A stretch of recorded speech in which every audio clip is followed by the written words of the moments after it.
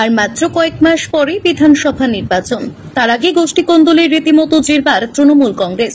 শিলিগুড়ির গ্রামীণ এলাকায় নিজেদের পঞ্চায়েত প্রধানের বিরুদ্ধেই একের পর এক অনাস্থা আনছে শাসক দলের এক পক্ষ। এই পরিস্থিতিতে দলে ভাবমূর্তি ঠিক রাখতে প্রধান, উপপ্রধান এবং গ্রামীণ নেতাদের সঙ্গে বৈঠক সারলেন দলের দার্জিলিং জেলা নেতৃত্ব।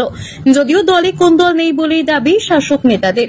সোমবার মহকুমা এলাকার বিভিন্ন পঞ্চায়েত প্রধান, উপপ্রধান এবং নেতাদের সঙ্গে মহকুমা পরিষদের ভবনে বৈঠকে বসেন দার্জিলিং জেলা তৃণমূলের চেয়ারম্যান সঞ্জয় ত্রিভুবাল, মেয়র গৌতম দেব, সভাধিপতি অরুণ ঘোষ, ছিলেন প্রাক্তন জেলা সভানেত্রী পাপিয়া ঘোষও।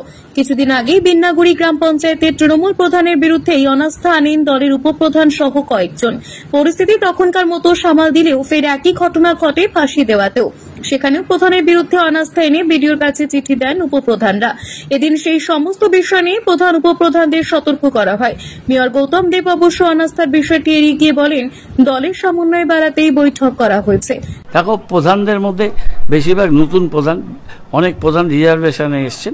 সুতরাং তাদের কাজ বুঝতে, কাজের পদ্ধতি বুঝতে, পার্টির সাথে সমন্বয় বুঝতে তাদের কিছুটা সময় লাগবে। আমরা সেটা নিয়েই তো আজকে 4 ঘন্টা আলোচনা করলাম।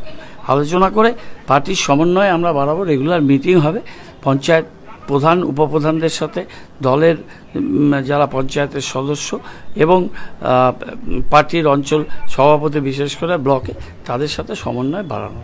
যদিও দলের কোন দলে এবং অনাস্থার বিষয় নিয়ে সরাসরি মুখ না খুলেও জেলার প্রাক্তন সভানেত্রী পাপিয়া ঘোষের অভিযোগ, দলের নতুন প্রধান, উপপ্রধানদের বিরোধী দলগুলি উস্কে দিয়ে চেয়ারে বসার চেষ্টা করছে। বিজেপি, সিপিএম, কংগ্রেস, তাদের একটাই কাজ, তারা জানে আর কোনোভাবে তারা পরের বারও নির্বাচন হলে তারা তো আসতে পারবে না। তারা জানে এইভাবে যদি ডিস্টার্ব করা যায়, যদি কোনোভাবে এই সুযোগ নিয়ে যদি চেয়ারে বসা যায়, সেটা তারা চেষ্টা করছে। আমরা মনে করি আমাদের প্রধান উপপ্রধানরা যথেষ্ট, তারা একে অপরের সাথে সহযোগিতা করে এতদিন কাজ করেছে, আগামী দিনও করবে।